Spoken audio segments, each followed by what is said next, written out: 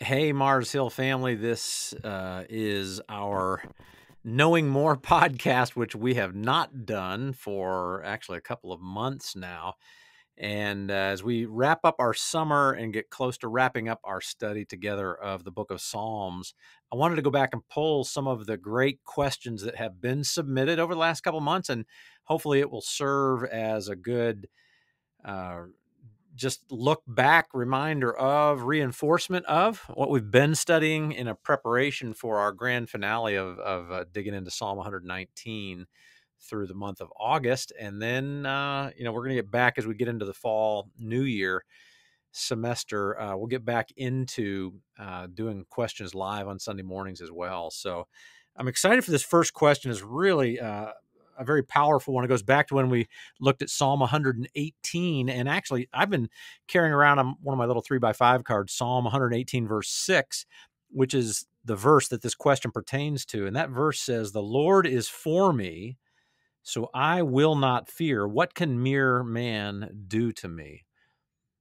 That's such a powerful verse, but the question is very poignant.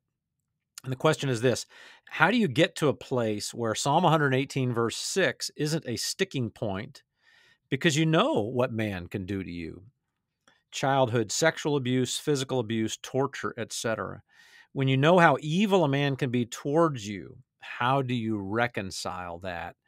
And that is a great, very relevant question. And when we get into questions of the goodness of God overlapping the reality of human suffering and humanly inflicted suffering, human evil, and the pain that comes from that, there's always it's just hard to do. It's hard to put those two in the same sentence, to consider them together. But so I don't want to give just a glib cliche answer to that. And I want to also, maybe on behalf of other pastors through the years that perhaps weren't as sensitive to the pain in the process of giving those kinds of answers, I want to maybe apologize for pastors that have brushed over it a little too glibly.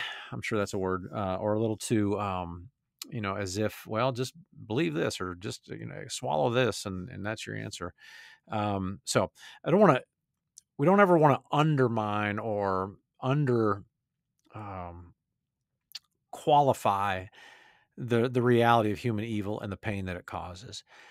And yet at the same time, what that does, and what this verse in a real succinct way is pointing to, is the key to being able to handle it and be able to find hope in spite of it. And it's this: the solution is to increasingly have a concrete grasp on the size and scope of the goodness of God versus the pain and agony that we experience in this life, whether it be from evil or whatever source.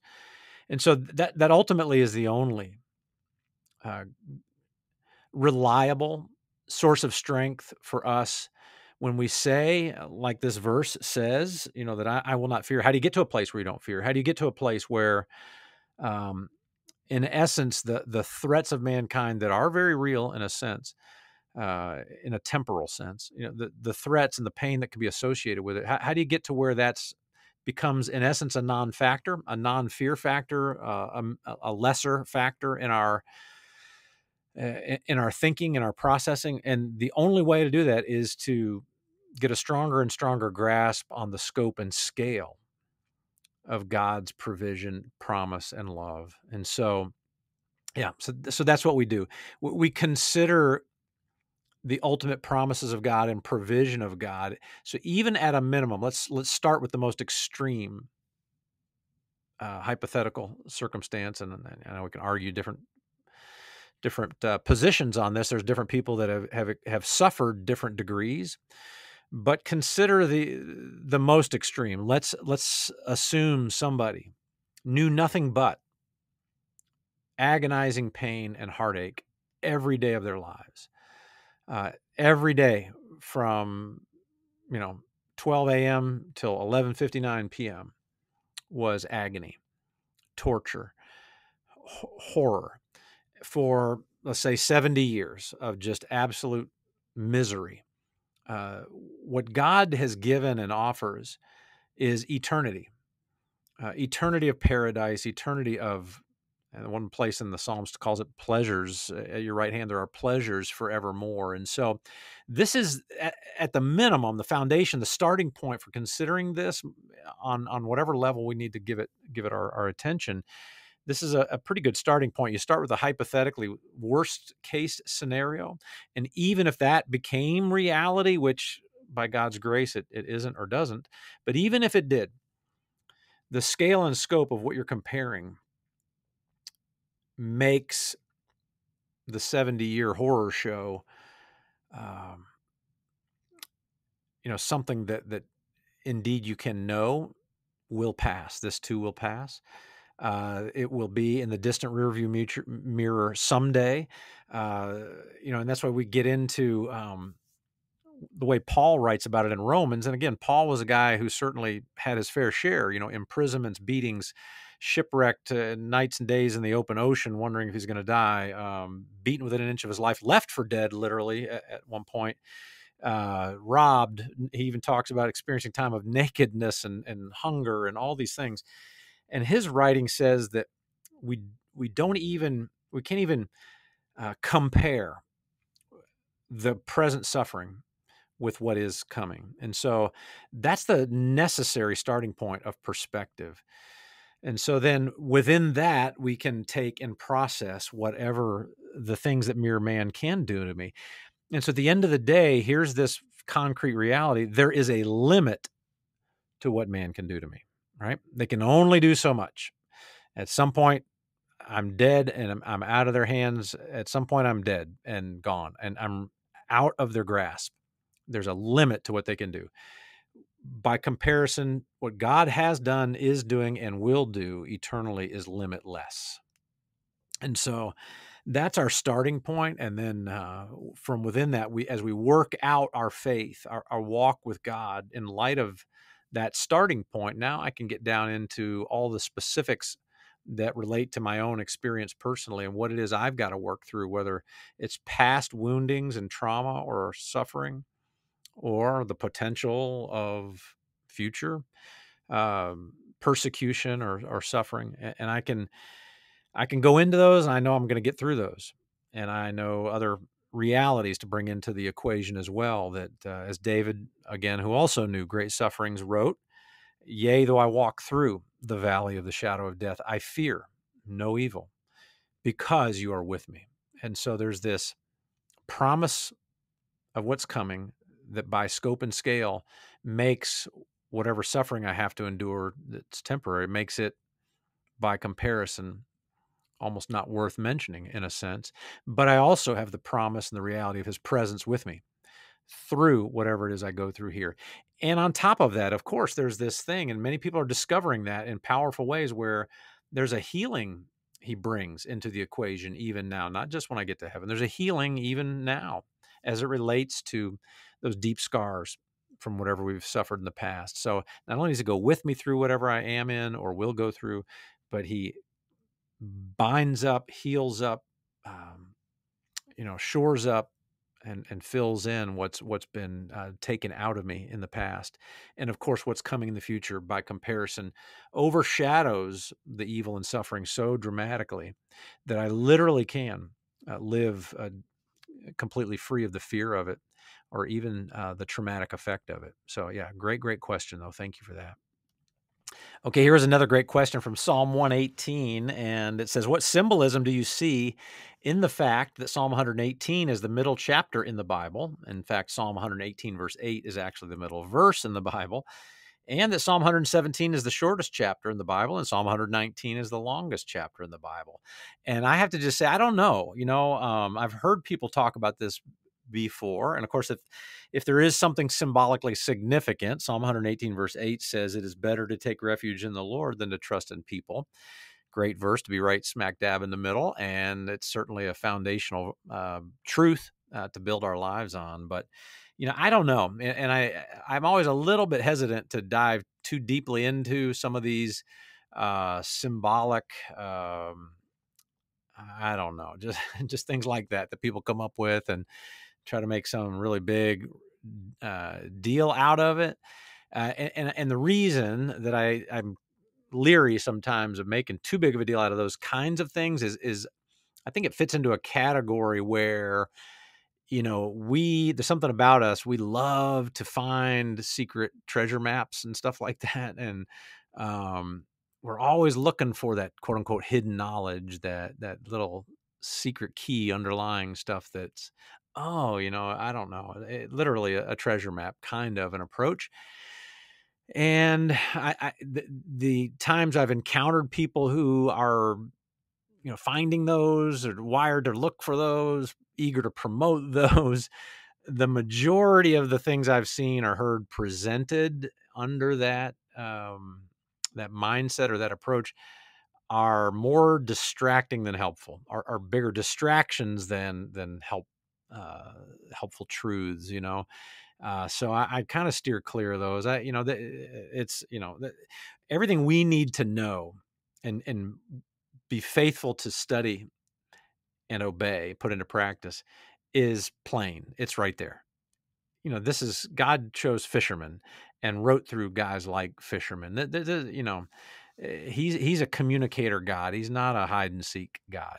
So anyway, I'm always leery of this. People, in fact, that's kind of what the first heresy that the apostles were writing to combat in some of the epistles was Gnosticism, and the whole kind of underlying spirit of Gnosticism. The word means, it's based on the word knowledge, gnosis. It's like there's this secret knowledge that's only available to some, and you got to be very good sleuth, truth detectors or secret finders. Or so I think that we got to be very careful actually of getting too carried away into things like that.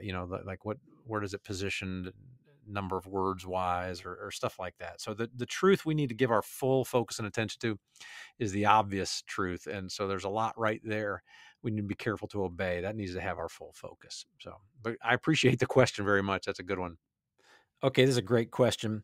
It's when we were talking about church attendance and making commitment there. It says, how do you encourage the new believer to become a regular attender of church? Perhaps they fear judgment or have past hurts.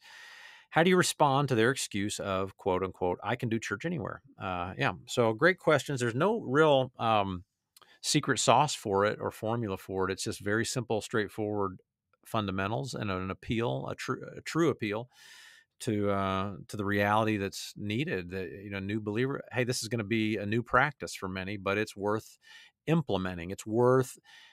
Sometimes we have to take other things off of our schedule, out of our calendar, off of our plate to be able to make that new habitual commitment to attendance and participation in a church. But do it. We got to do it, and find a group of people who can keep encouraging you to that you look forward to seeing when you get there, that will maybe kind of say, hey, where were you? We missed you. We'd love to have you. So you're building that sense of relational community that fosters the successful commitment to getting to church and going to church. So when you start a new habit, those kinds of things are critical, but it's a matter of understanding I need to do it and doing it, which kind of answers the final part of that question. How do you respond to the excuse of I can do church anywhere? Well, you can do parts of church anywhere, but you can't really do church anywhere.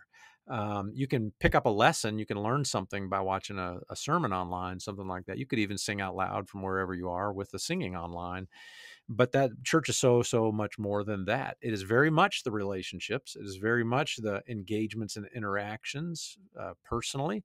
And it's actually not just what you're getting and receiving, but it's what you're giving.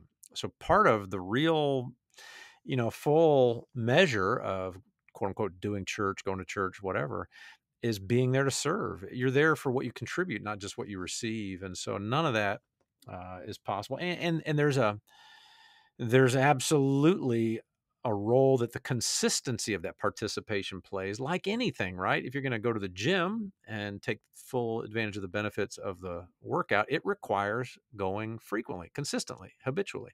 And so it's all of the above. And it's just a matter of, saying what's true, challenging people to embrace it, and at some point, each person's got to step up and own their own responses and their own habits. And so, overcoming whether, oh, I've been hurt in the past or I'm afraid people are going to judge me. At some point, it's a matter of saying, all right, that's not what this is about. It's not about my hurts or judgment.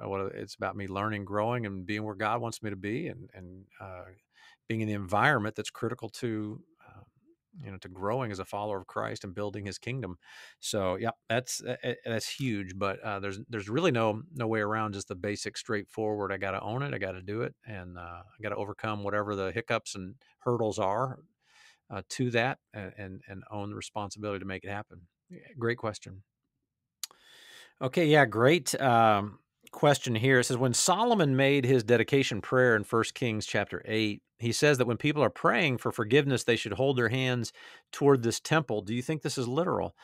As in physically and directly east of us now, we are to spread out our hands in that way, even though the temple is no longer there. Yeah, great question. I don't think it's literal or applicable in the literal sense to us now. I do think it's interesting that the great man of prayer in the Old Testament, Daniel, does tell us when he went home to pray 3 times a day, he faced toward Jerusalem. I think at that time, the temple would have been torn down then, but it was just the place that the temple had been, and it was the holy city.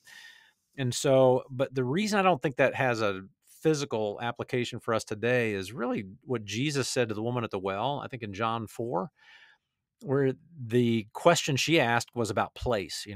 Is it Jerusalem? Is it here? Is it there? These kinds of things. And his answer was that, that the kind of worshipers the Father is seeking is the kind that worship in spirit and in truth. And he says it's the day is coming, he said, and is actually here now, when it's not about Jerusalem or this place or that. And so, yeah, it's a beautiful thing to recognize. And there was another question. Let me tag in, kind of folded in with this same question. Somebody else had asked about, are we on holy ground? Kind of the concept. And when we read about it in the Bible, this is quote unquote holy ground. I think there's a very real sense that everywhere can be or should be holy ground. What makes it holy is God's presence.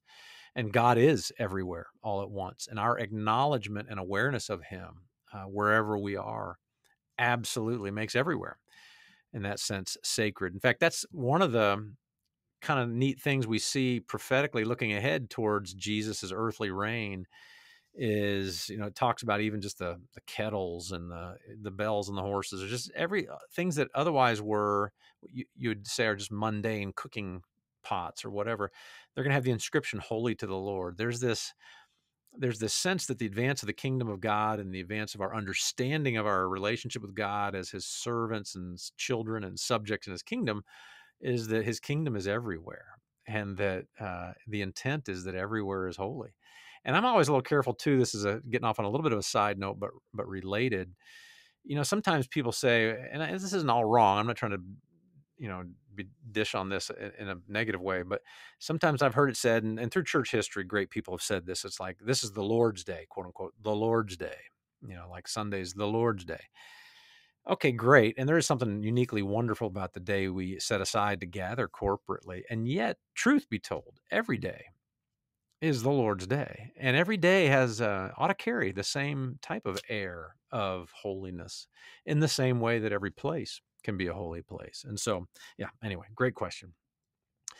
Oh, this is a good question. And we see it frequently, not just in our study of Psalms, but other places in the Old Testament. The question is, what does it mean to be a shadow or type of Christ? Oh, a great question. A basic one for us to understand a lot of what we get throughout the Old Testament.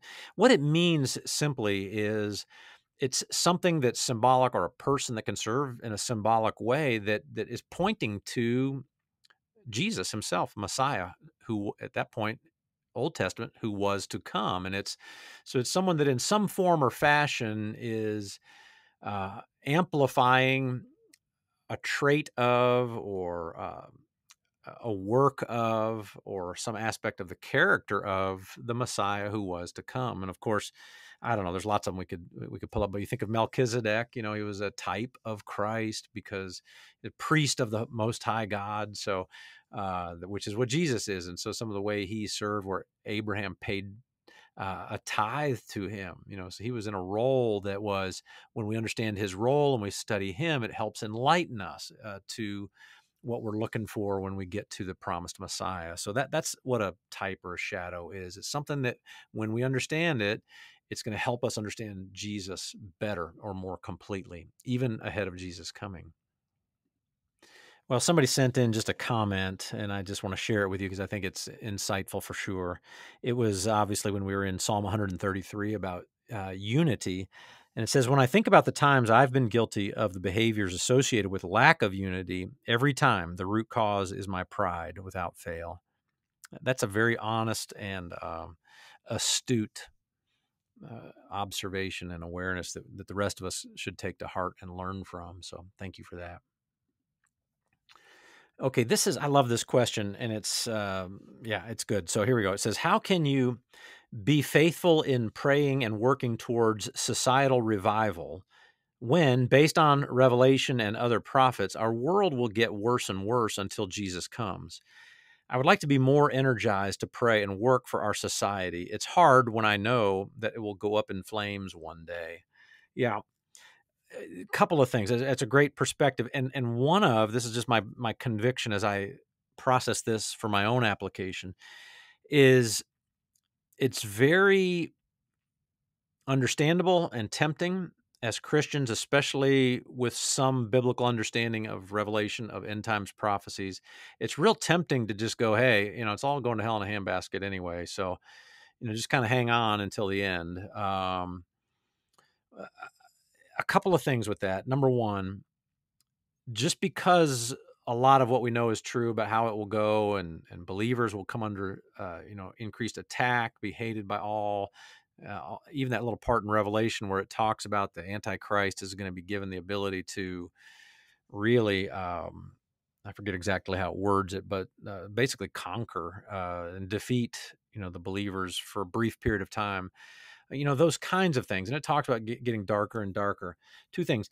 I don't think that necessarily eliminates the possibility that there could, simultaneous to that, be a tremendous movement, even across the globe, of people coming to faith in Christ. People, the numbers surging just because, and how the world power structures have worked historically, I think across the board is, you can get a very small number of evil people with the guns in their hands, if overly crude way of saying it, but with the power, the decision making, the oppressive power.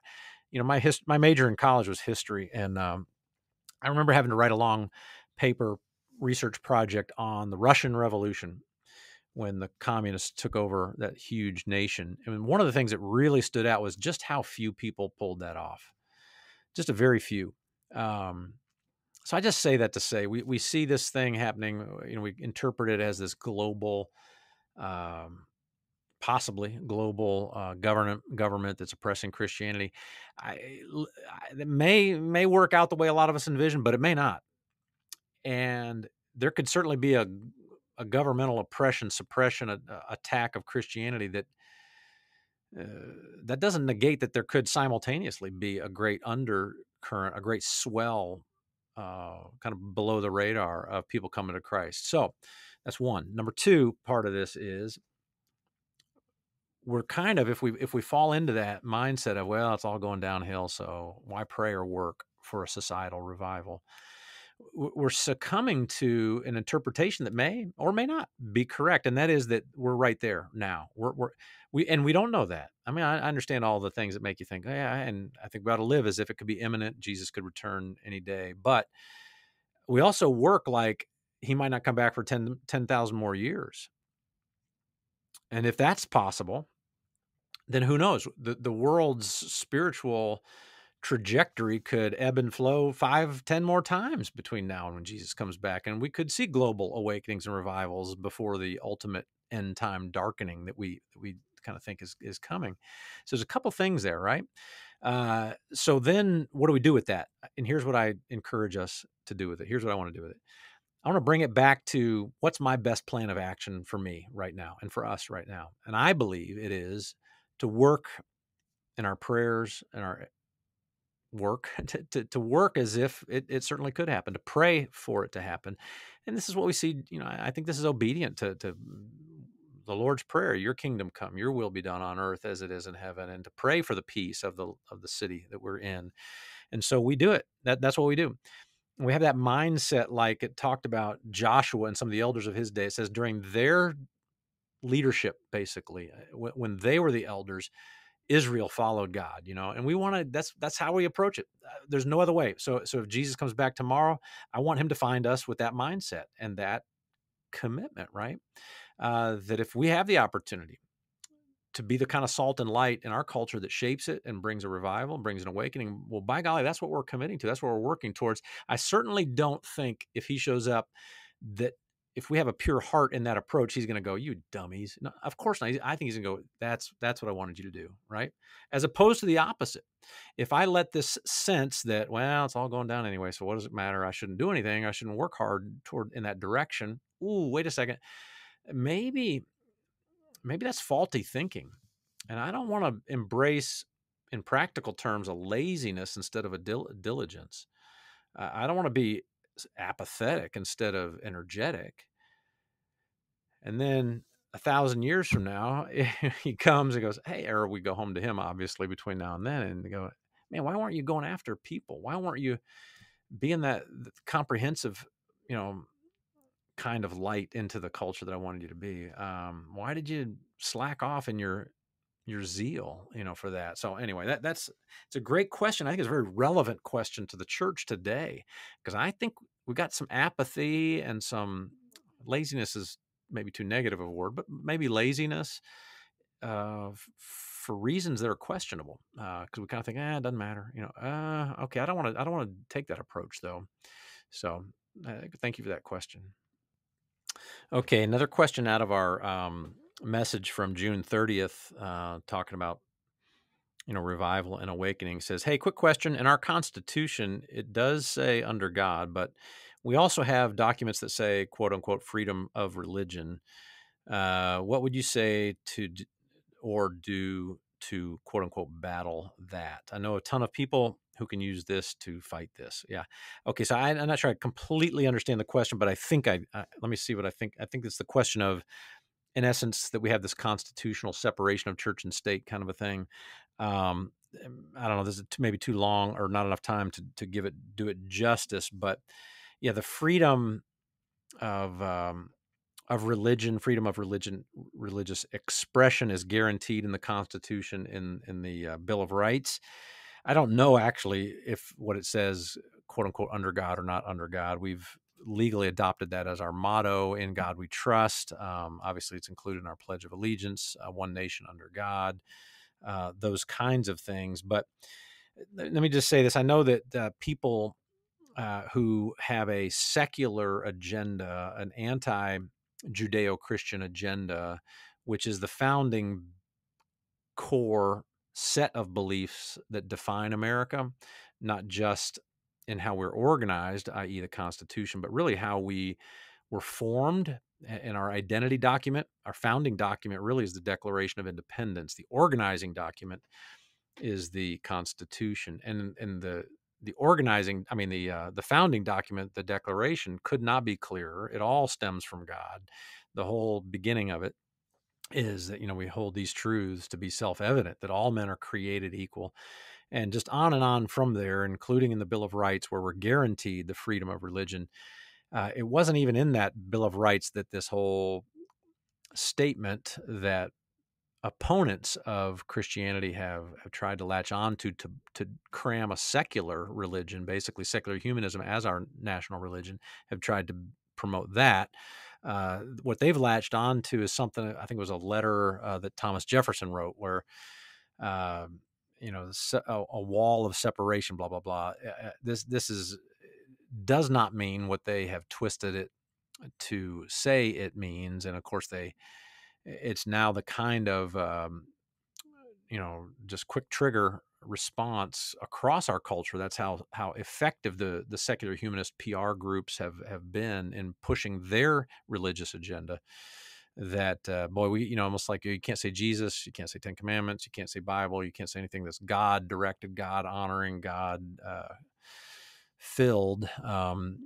In any public environment, basically, or any public governmental setting, or those types of things, which is not how we were founded, the purpose or spirit of our founding, whether it be in our identity, our national identity, or organization. We were strictly not to be a certain sect of Christianity, but we were absolutely to be built on the truths and principles that we get from Judeo-Christian beliefs, from the Bible, from Christianity, correctly, or in the broader sense understood. So, yeah, I think there's the only way to battle falsehood and the attempts to turn the United States into a secular humanist nation, which it honestly kind of already is to speak truth in a systematic, sustained, kind and gracious way. But yeah, great question. Thank you for that.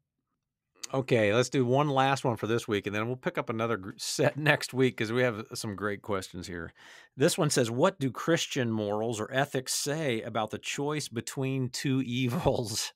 This is a great question because isn't it kind of the heart of a lot of the dilemma far too often in our uh, elections? And part of what we bemoan is that we've got these choices that neither of which are optimal or ideal, certainly not that neither stand out as completely righteous or Christ-like. And so what do you do? And so there's not a chapter and verse on this. There's not a clear mandate scripturally. I think what you have to do is live your life scripturally, and then use spirit-led, scripture-informed wisdom to the best extent you can to make the best judgment you can. You got to do that. That's what we're called to do in every situation. I'll tell you my leaning on that. You got to develop your own convictions, but quite often, if not most of the time, when there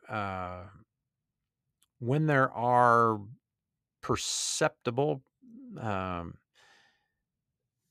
strongly probable outcomes that are dramatically different between, if let's say you do have two choices. I know in our case, maybe probably talking about our presidential election, and by the time from when this got asked to now, we have two different candidates, or one of the two is different. But when you have these, best you can tell, uh, probable, easy to perceive, radically different outcomes, depending on the choice of the voters. Even though you look at both candidates and go, neither of them are really like Jesus. Okay, so what do we do? And so I know some Christians go, well, forget it. And this is part of what my sermon was about on June 30th. Was I think we have a stewardship responsibility to God with the citizenship that we have as Americans, but that most people in human history and around the world, even to this day, have never had the privilege and honor of the kind of power to vote and participate like we do. So to that end, especially when it looks to me, and you never know, right? You never know. Can't tell how it will play out when we vote for a certain person or in a certain direction. But if you can kind of tell, or you got a pretty good idea that one leadership platform versus the other is going to produce very different outcomes. And my opinion is, I'm going to vote for I've got options here, and they're neither one are perfect, right? So I'm going to vote for one of the imperfect options, because I do believe that the outcomes with that particular direction of my vote have a much better chance. It's highly probable that what that will produce for our society will be better. It'll serve people better. It'll serve human thriving better. It'll serve the ability of Christians and churches to spread the gospel better. It will value human life better.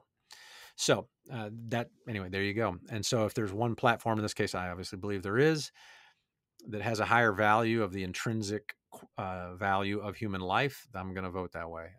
If there's one that defends religious liberty and the other that I think threatens it, I'm going to vote for religious liberty. If there's one that operates on the understanding of some basic principles of respecting the dignity and responsibility of individuals versus the other one that really puts its weight on the value of the state and state control, state intervention, state oversight and control of more and more of individual people's lives, I go in the direction of respecting the individual, because that's the path to human thriving, and that aligns biblically, where we put responsibility on people, not government.